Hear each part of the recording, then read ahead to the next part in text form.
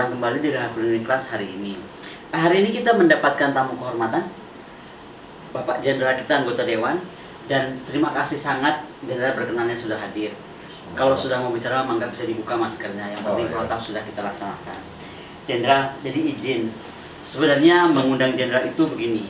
Saya tuh prihatin ya Jenderal ya. Kalau kita bicara unsur pertahanan negara, militer itu memegang unsur yang sangat signifikan. Yeah. Kemarin saya terima poster dari Gajah Mada, ada HMI lah, HMI Klaster Gajah Mada. Dan judulnya itu mengejutkan buat saya. Karena mungkin kaitannya itu ke bela negara dan Menwa. Yeah. Tapi judulnya begini, pertemuan pokoknya intinya adalah hati-hati militer kembali memasuki kampus. Saya tuh jadi patah hati, ini anak-anak sepertinya terputus generasinya, tidak mengerti fungsi peran tentara, fungsi peran pertahanan. Nah, mangga Jenderal tuh penulis buku iya, pelaku iya, anggota dewan iya, mangga dari mulai basic filsafat tuh. Iya, jadi begini, kita kembali dulu kepada filosofi Indonesia tentang merdeka. Bung Karno mengatakan bahwa bangsa kita ini, bangsa Indonesia itu adalah bangsa yang cinta damai, tetapi lebih cinta kemerdekaan. Artinya damai harus diwujudkan dalam rangka kemerdekaan. Kemerdekaan itu adalah yang utama karena itu tidak bisa digabungkan. Nah, dari filosofi cinta damai lebih cinta kemerdekaan itulah kemudian melahirkan satu konsep Bung Karno yang namanya kita menjadi negara non-blok. Kita tidak mau terikat karena Bung Karno sudah menghitung dengan negara Indonesia dari puluhan ribu pulau itu, suatu saat Indonesia akan menjadi negara besar. Akan jadi negara besar. Suka tidak suka itu pasti terjadi. Dan prediksi sejak 1960 ya. Dan hari ini nyatanya kita menjadi negara dengan penduduk nomor 4 terbesar di dunia dan penduduk dengan umat muslim terbesar di dunia nomor 1. Ya. Kalau negaranya penduduknya nomor 4 tapi umat muslimnya terbesar di dunia. Nah, dari situlah kemudian melahirkan sebuah konsep pertahanan. Ya, karena negara ini kita seperti ini, pulau-pulau, maka kita menganut pertahanan, strategi pertahanan defensif aktif dengan menerapkan doktrin yang namanya doktrin Hankam Rata, pertahanan keamanan. Ini yang sampai hari ini sudah mulai tidak populer lagi istilah itu, karena menganggap keamanan lebih penting, pertahanan itu nomor sekian, dan itu terbukti kita perang nggak terjadi, ada yang begitu, padahal sedang terjadi. Iya. Bahwa padahal ada jargon, ada peribahasa yang mengatakan ya kalau kita ingin damai bersiap-siaplah untuk perang. Civis pacem parabellum. Ya, artinya itu adalah dalam keadaan damai inilah kita harus menyiapkan sebuah doktrin, menyiapkan konsep, ya, menyiapkan kekuatan, sehingga pada waktunya perang kita tidak terdadak, kita harus jadi pemenang. Nah, dari doktrin Hankam Rata itu kita melahirkan yang namanya strategi pertahanan defensif aktif. Defense, bertahan tetapi tidak pasif. Nah, itu kalau Bu Koni tahu gitu ya, bahwa strategi defensif aktif itu ada tahapan-tahapan. Bagaimana kalau musuh sudah ada tanda-tanda dia mau menyerang kita? Masih tanda berpikir atau tanda sudah mulai bergerak? Tanda konsep berpikir maupun tanda secara fisik. Maka strategi kita adalah menyerang musuh di pangkalannya. Menyerang musuh di pangkalannya. Berarti outward looking dong? Bukan. Karena apa? Tadi sudah ada indikasi. Oke. Kan di militer itu diajari bagaimana kita melihat indikasi apakah musuh akan bertahan, apakah musuh akan menyerang. Kalau dia mau menyerang itu jelas. Semua kekuatan militernya disiagakan, kemudian pasukan disiagakan, dan tidak ada mereka tanda-tanda menggali lubang-lubang perlindungan. Tapi kalau dia bertahan, ini dalam konteks konflik ya. Kalau dia bertahan, maka indikasinya dia akan menyiapkan lubang-lubang perlindungan, barrier-barrier, ya. Kemudian apa yang namanya bunker-bunker, kemudian menyiapkan ranjau-ranjau untuk menghambat jarak masuk. Itu fase pertama. Nah, kalau kita gagal ya, melakukan satu strategi Di fase awal. penyerangan musuh di pangkalan, maka kita hadang dia di perjalanan. Laut, kalau dia lewat laut, dihadang di laut. Kalau dia lewat udara, dihadang di udara. Nah, kalau itu gagal juga, maka kita melakukan yang namanya operasi pertahanan pantai. Seluruh pasukan dikerahkan di pantai. Kalau itu gagal juga, kita melakukan namanya operasi gabungan, operasi darat gabungan. Jadi musuh sudah masuk ke daratan kita melakukan operasi gabungan, operasi darat gabungan. Kalau itu juga masih ini, kemudian kita melakukan yang namanya GPA, garis pertahanan air. Nah, Ibu mungkin ingat, saya dulu sering latihan di Cikolek. Zaman apa nih, kapten ya? Ya, zaman kapten sampai mayor saya latihan di sana. Itu kita selalu latihan yang namanya daerah Hunter Kuning. Hunter Kuning itu singkatan Labuhan, Ciater, Kuningan. Itu garis pertahanan yang merupakan bukit. Dengan asumsi bahwa musuh itu akan menyerang dari pantai utara Jawa. Maka kita bikin itu garis itu. Hunter Kuning itu. Hunter Kuning itu disebutnya. Itu zaman saya letnan sampai letkol itu sampai kolonel Mas. Jadi masih terngiang itu. Ya. Setiap kita latihan di situ. Latihan di situ apa? Untuk membangun naluri tempur.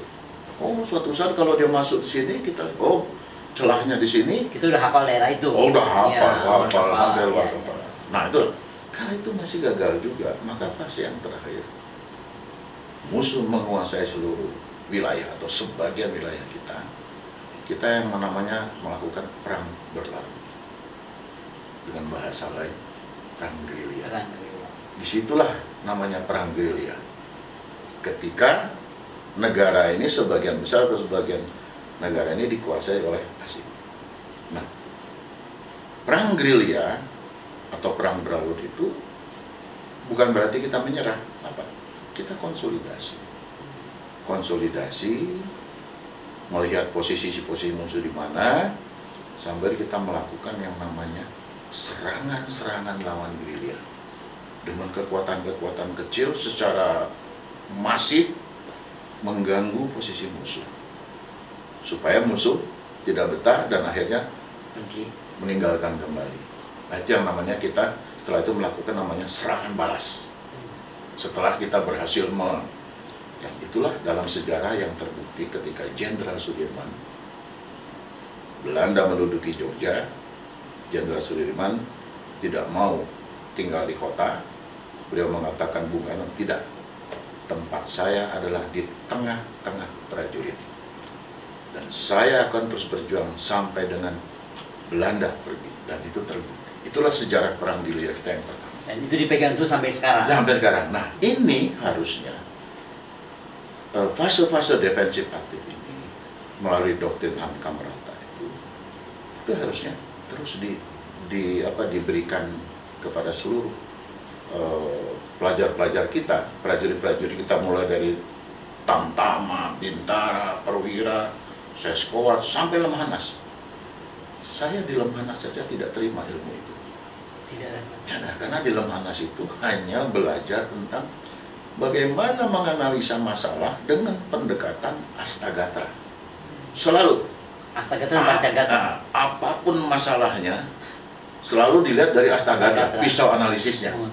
Mau dia masalah ekonomi, maka dia harus ditinjau dari bagaimana pengaruhnya terhadap geografi, bagaimana dengan demografi, bagaimana dengan kekayaan alam, bagaimana ideologi, politik, sosial budaya, dan angkanya.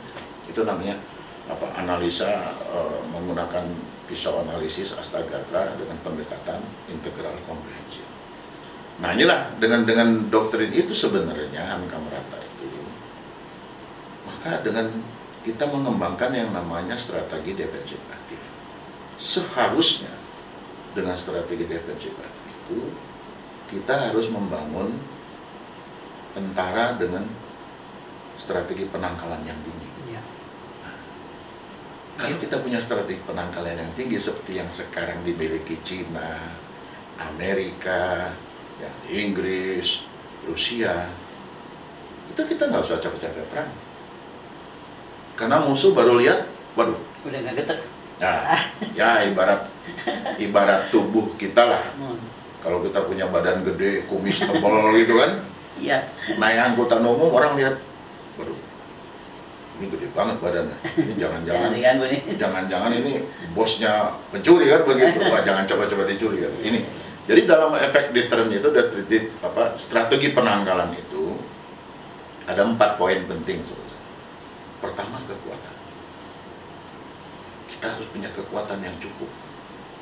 Yang kedua adalah kemampuan. Yang ketiga, moral. Dan yang keempat, kredibilitas. Kredibilitas itu kemampuan meyakinkan. Seperti Amerika, ketika mau menyerang Iran, mau menyerang Libya, kamu jangan macam-macam, saya serang. Nah, itu meyakinkan orang, tapi betul-betul dieksekusi. Nah, itu meyakinkan dan eksekusi, jangan Eksekusi. cuma Bukan hanya, kan? iya, bukan nakut-nakuti. Nah, oleh karena itu untuk bisa mengeksekusi, kita harus memiliki kemampuan yang cukup. Nah, hari ini, Bu, waktu saya asisten operasi, saya ninjau ke Riau dan ke Pontianak. Kita punya HAWK, Udah nggak terbang kok. Buatan Inggris. Iya. Punya 2 skadron. 2 lokasi itu saya lihat. Pada waktu itu, tahun 2009 ya. Iya.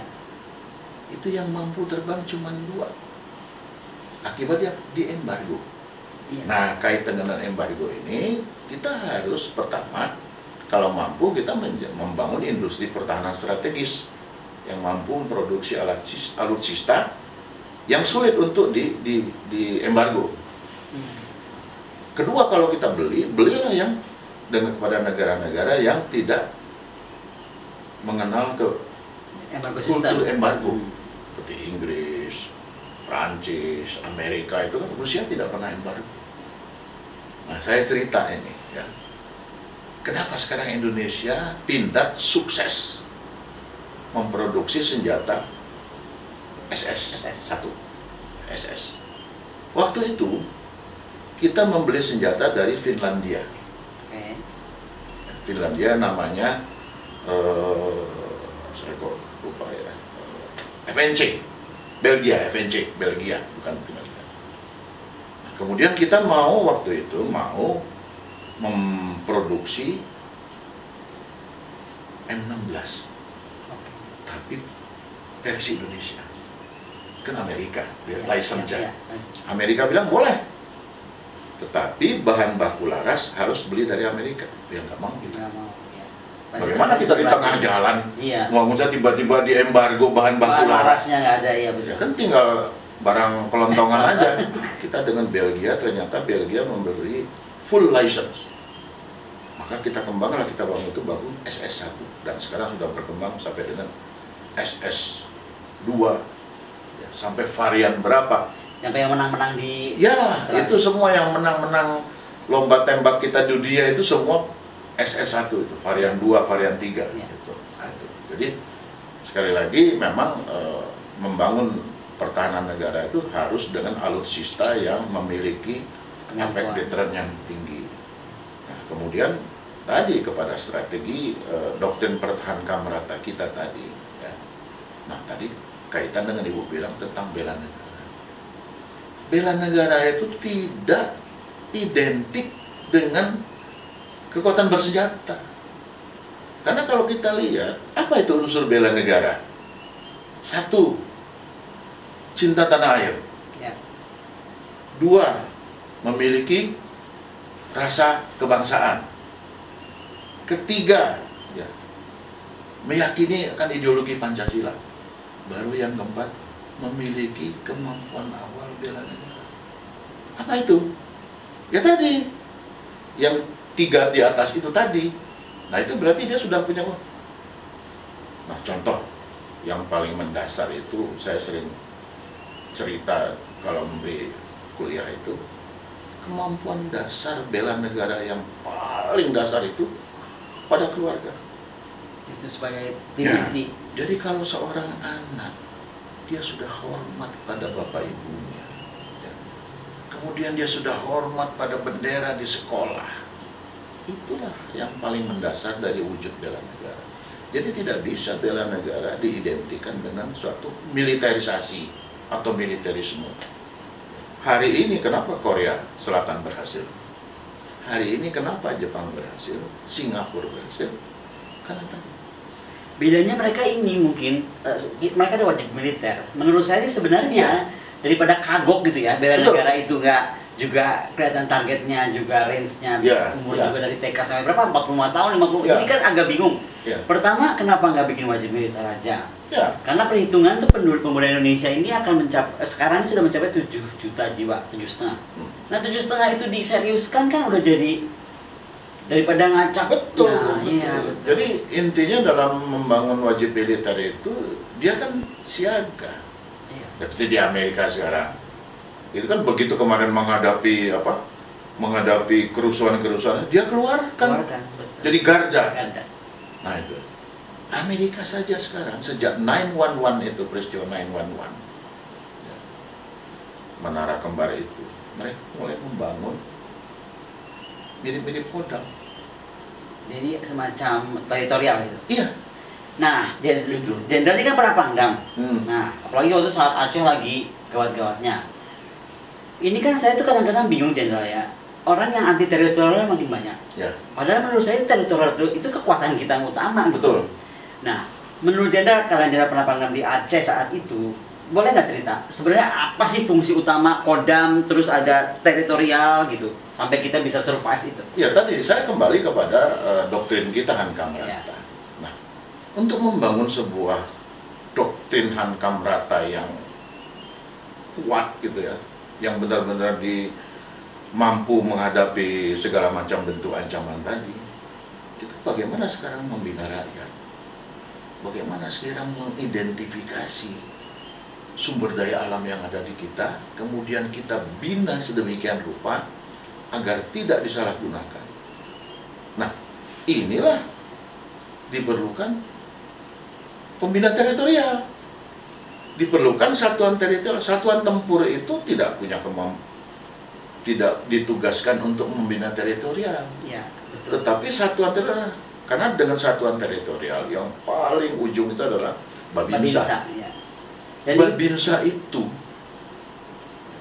zaman-zaman Orde Baru itu, Bu, itu dia sampai-sampai yang namanya setiap kakak itu dia apa?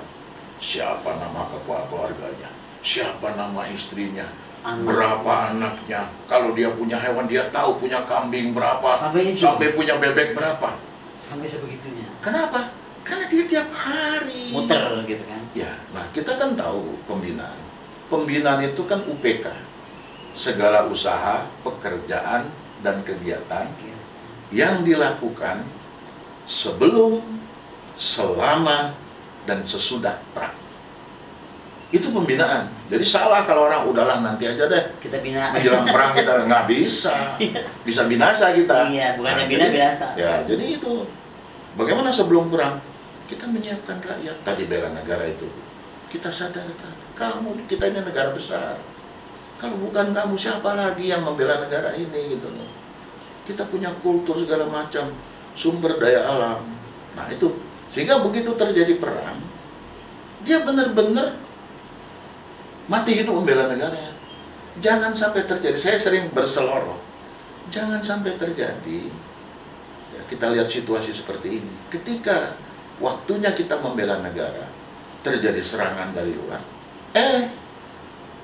malah rakyat kita yang tertentu itu berpihak kepada pihak musuh yang menyerang.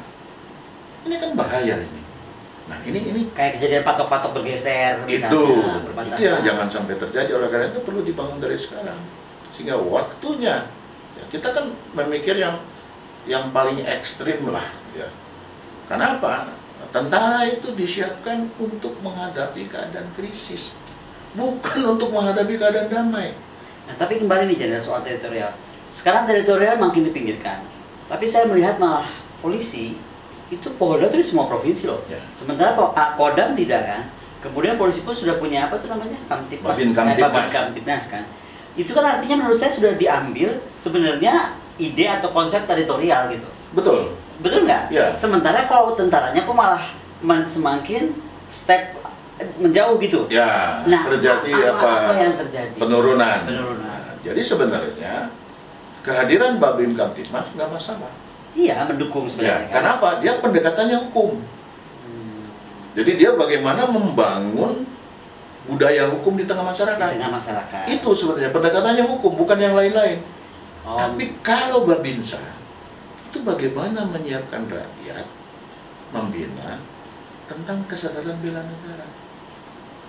beda benar jadinya. Beda sekali kalau polisi itu Babin Kamtipmas, ya hukum.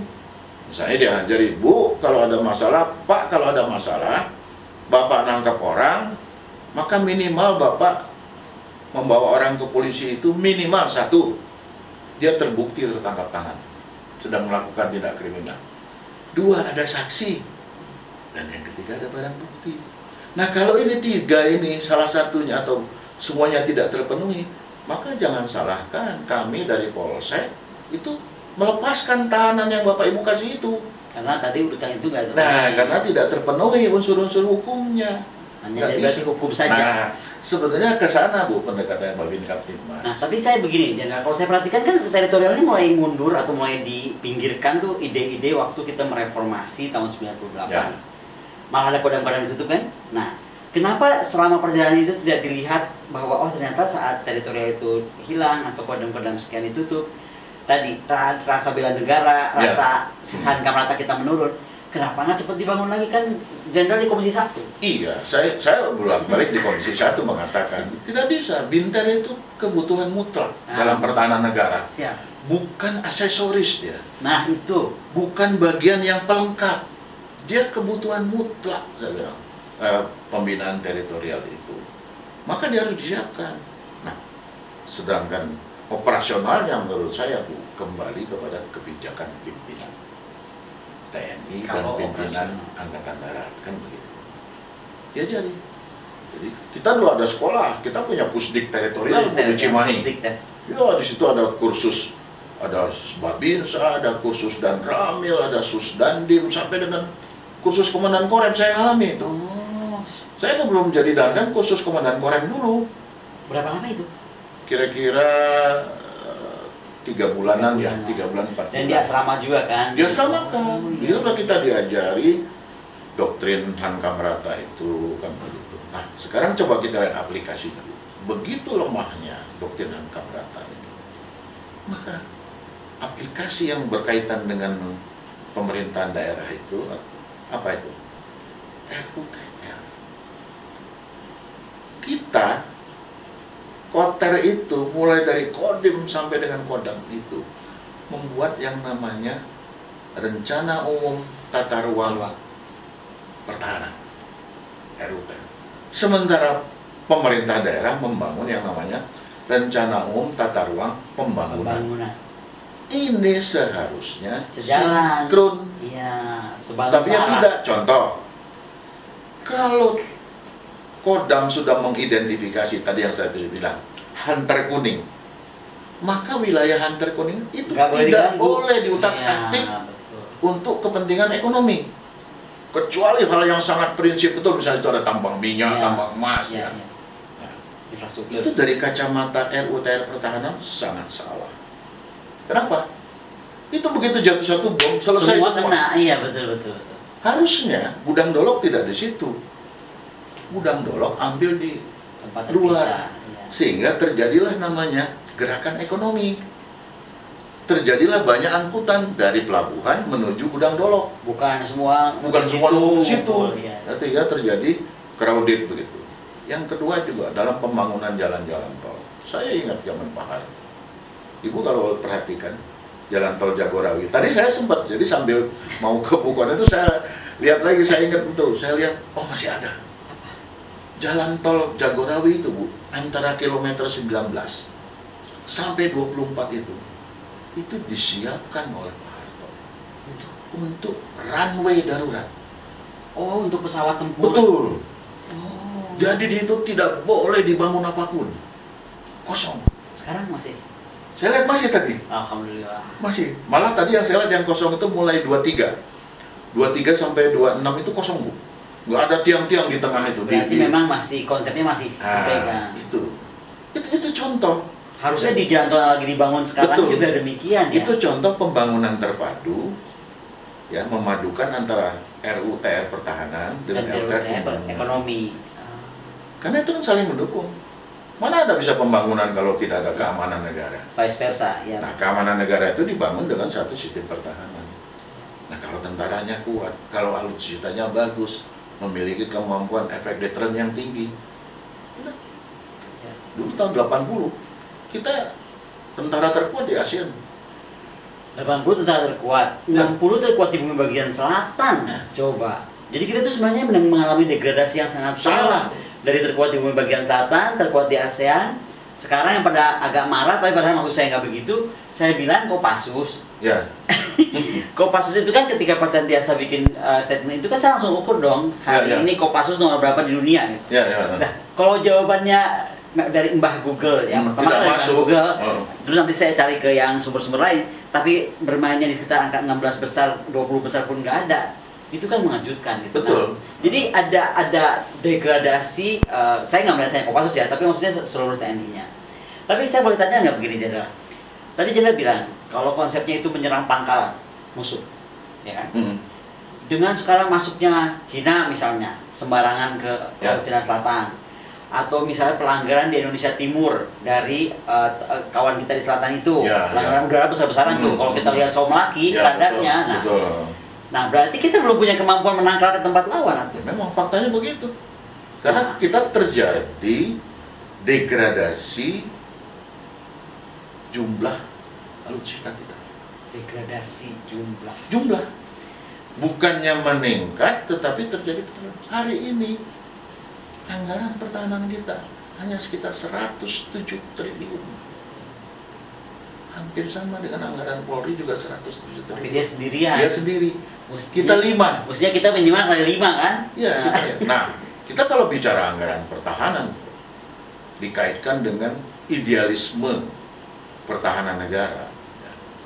Kalau kita bicara idealisme pertahanan negara, yang ideal itu jumlah tentara itu adalah 1% dari jumlah penduduk. 1%. Jadi harusnya hari ini tentara Indonesia ada 2 juta. Sama dong. Jenderal itu buku saya tuliskan dari disertasi. Iya kan? Yang ini disertasi yang lain. Ini saya udah bilang 1,9. Karena itu aja jumlah perbandingan penduduk terhadap tentara kan? Betul. Nah. Kemudian anggaran waktu saya di Komisi 1 itu, saya sudah, dan Menteri Keuangan sudah sepakat. Berapa Bu? Kita minta 5% dari GDP. Betul. 5% dari minimal GDP. Juga 5% Minimal. Ya betul, 5 kalinya. Baru kita bisa membangun tentara. Ya memang, tapi apa? Memang kita pembangunan kesejahteraan rakyat, iya. Tetapi yang namanya kesejahteraan itu, security dan prosperity itu harus berjalan berdampingan. Tidak bisa salah satu mendahului atau meninggalkan yang lain. Tidak bisa. Sepakat. Ini kayaknya mesti terus diberikan pengetahuan kepada masyarakat. Karena di kita ini sekarang kalau asal anggaran pertahanan naik ya, orang-orang yang berpikirnya mohon maaf pendek aja, ngapain orang nggak ada perang? Betul. Gitu kan? Seolah-olah padahal perang itu sedang terjadi aja. Iya. Tadi sekarang mungkin tadi kan kita bayangkan perang kalau tadi musuh menyerang ke pantai, musuh menyerang dari udara, musuh menyerang ke ke daratan. Nah, Jenderal ini mungkin dengan kaitannya perang modern. Musuh itu masuk nggak terlihat, ya kan? Masuk sudah tahu-tahu di tengah aja, ya kan? Mempengaruhi dengan proksi, dengan apapun. Nah, kalau itu bagaimana, Jenderal? Ya kembali lagi tadi, itu tidak akan terjadi ketika kita memiliki kemampuan deteksi dini yang tinggi. Coba lihat, radar kita yang di utara itu bolong. Saya sudah ninjau itu waktu langsung. Begitu digelar begitu, ada yang bolong di tengah itu. Jadi orang bisa masuk. Di situ yang bisa masuk, tidak terpantau. Gitu. Radar yang permanen terpasang. Ya. Jadi dari aspek radar saja kita banyak kelemahan. Gitu. Tadi pagi saya dapat dapat kiriman WA dari seorang sahabat. Kan saya waktu itu aktif di National Airspace Power. Nah, itu disampaikan bahwa ternyata musuh atau bukan musuh lah, negara kawasan itu sudah memperkuat Indo-Pasifik, Ya. dan karena Cina yang kepancaman, mereka sudah mulai melirik lagi ke Indonesia untuk pangkalan-pangkalan. Ya. Jadi salah juga tuh yang menganggap Cina membangun pangkalan. Ternyata juga memang bukan cuma Cina, semua berpikir. Amerika, iya, semua. Jadi terus gimana nih Jenderal dengan betul-betul ini kan eskalasinya akan cepat kalau menurut saya. Ya. Menurut Jenderal apa solusi terbaik karena kita hanya punya 4 menit terakhir untuk kita bisa meng-counter tadi, kan menghadapi musuh nggak karena dia di hadapan sekarang, tapi Ya. menghitung mereka akan datang kapan. Ya, jadi yang pertama tadi menurut saya kita membangun mata dan telinga. Apa itu radar? Radar untuk memantau pergerakan kekuatan bersenjata lawan. Yang kedua, secara konsepsional, kita bangun ini, kembali lagi tadi Bu, bela negara. Semangat bela negara kepada masyarakat. Ya kita setuju lah kalau cuma ada yang bilang, wah ini Cina sudah mulai masuk. Tetapi sikap kita apa? Jangan hanya cuma komentar aja kan? Ya, jangan komentar, kemudian jangan mendiskreditkan pemerintah. Betul, betul. Tapi apa sekarang upaya kita untuk mengarah ke sana?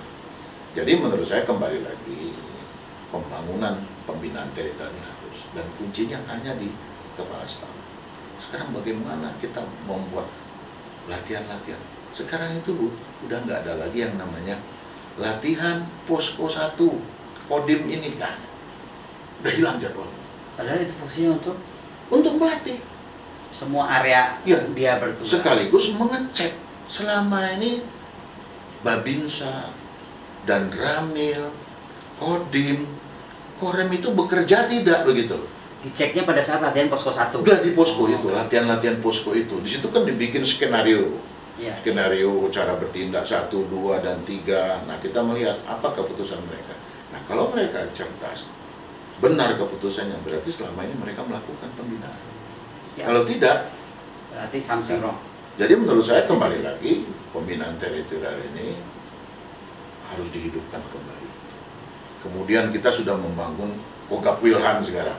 Kogab Wilhan itu kan lebih banyak struktural organisasi. Kekuatan pendukungnya ada nggak? Siap. Berapa pasukan-pasukan khusus yang hebat yang ada di timur, di tengah dan di barat? Iya. Siap. Jadi hanya organisasi. Oh, dibangun Kogolan. Panglimanya bintang 3. Ya. Tapi kalau terjadi agresi, apa yang bisa dilakukan? Pasukannya dari mana? Nah, maka konsep dasarnya adalah hankam rata tadi, supaya masyarakat itu punya punya kesadaran untuk menjadi mata telinga. Nah, tinggal tentara ini, TNI ini memanfaatkan itu supaya tidak terjadi pendadakan. Itu kata kunci. Jangan terjadi pendadakan gitu. Demikian para pemirsa semuanya, sampai jumpa dan sekali lagi terima kasih Jenderal atas waktunya. Ya. Duh, ini hebat jadinya, ilmunya banyak banget. Oke, selamat pagi semuanya, Pak.